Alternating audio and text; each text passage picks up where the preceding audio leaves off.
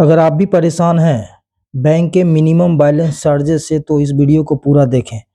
तो क्या है न्यू आरबीआई रूल्स। अगर आपका किसी बैंक में अकाउंट है, अगर आप परेशान हैं, आपका हर महीना किसी न किसी मंथ मिनिमम बैलेंस ना रहने के कारण बैंक चार्जेस काट लेती है, जो कभी न कभी हो ही जाता है, याद नहीं रहता है। अकाउंट में 2-4 बैलेंस अकाउंट रहने के बाद आपको दिमाग से निकल जाता है कि इसमें कितना बैलेंस है। तो न्यू गाइडलाइन के अनुसार बैंक अकाउंट में मिनिमम बैलेंस नहीं रखने पर पेनाल्टी लगाने से पहले कुछ महत्वपूर्ण बातें बैंक को ध्यान रखनी पड़ेगी। दिसंबर 2025 से पेनाल्टी से पहले 30 दिन का ग्रेस पीरियड दिया जाएगा कस्टमर को। अगर आपका बैलेंस मिनिमम से कम होता है तो बैंक को तुरंत चार्ज नहीं काट सकता है। बैंक को पहले एसएमएस, ईमेल, अन्य तरीकों से बैंक ग्राहक को इन्फॉर्म करेगा कि आपके अकाउंट में बैलेंस मेंटेन नहीं है। आरबीआई ने पूरा कंफर्म कर दिया है कि 30 दिन तक कोई भी चार्जेस नहीं कटेगा। इस 30 दिन के अंदर बैंक कस्टमर को हमेशा इन्फॉर्म करते रहेगी कि आपके अकाउंट में बैलेंस नहीं है।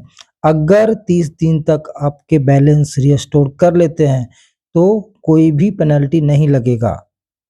अब देखिए, ऐसा आरबीआई इसलिए किया है, यह नियम कस्टमर के प्रोटेक्शन ट्रांसपेरेंसी को बढ़ाने के लिए किया गया है, ताकि अचानक चार्जेस ना कट जाए और ग्राहक को मौका मिले नोट और बैंक कस्टमर को टाइम दे। और हर अकाउंट अलग अलग टाइप का होता है। जो ऑलरेडी जीरो अकाउंट मेंटेनेंस है उसके लिए तो कोई मैंडेटरी नहीं है। अगर आपको कोई भी कंफ्यूजन है तो आरबीआई के मेन साइट पे जाके आप चेक कर सकते हैं कि क्या हमारा मिनिमम बैलेंस का या अभी जो न्यू रूल्स आया है वो आप चेक करके आप देख सकते हैं तो बेटर। तो आरबीआई दिन ब दिन अपने पॉलिसी में चेंजेस करती रहती है बैंकों के लिए।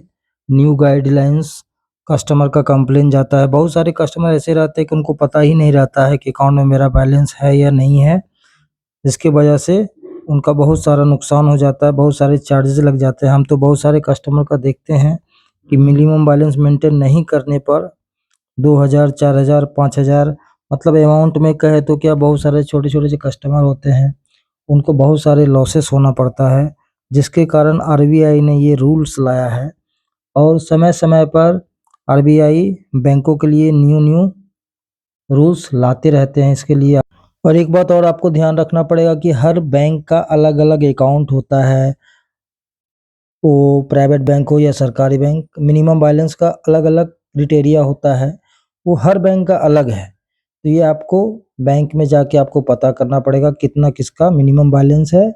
और अगर कोई कन्फ्यूज़न है तो आप कमेंट बॉक्स में कमेंट करें, तो हम आपको बताने की कोशिश करेंगे कि इस बैंक में कितना मिनिमम बैलेंस मेंटेन करना पड़ता है।